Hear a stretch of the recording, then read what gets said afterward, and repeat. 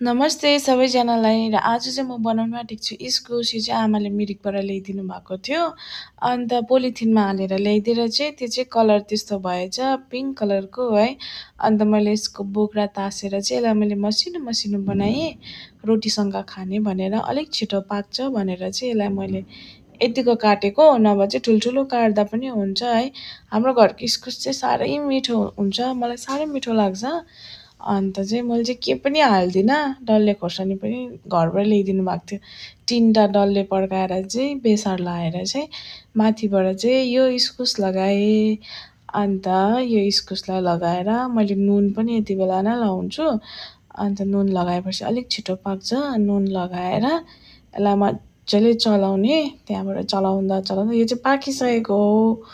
अन्त अलिअलि डढेछ पनि तर मिठो हुन्छ डढेको। रोटी चाहिँ यहाँ मेरो हस्बेन्डले फर्काइदिनु हुँदै थियो। उसले चाहिँ जहिले नि हेल्प गर्छु आएर के गरिदिनु भनिरहन्छ नि त। अन्त मैले सिकाएर रोटी चाहिँ यत्तिको फुलाउनु सक्ने भइसकेको छ ऊ पनि।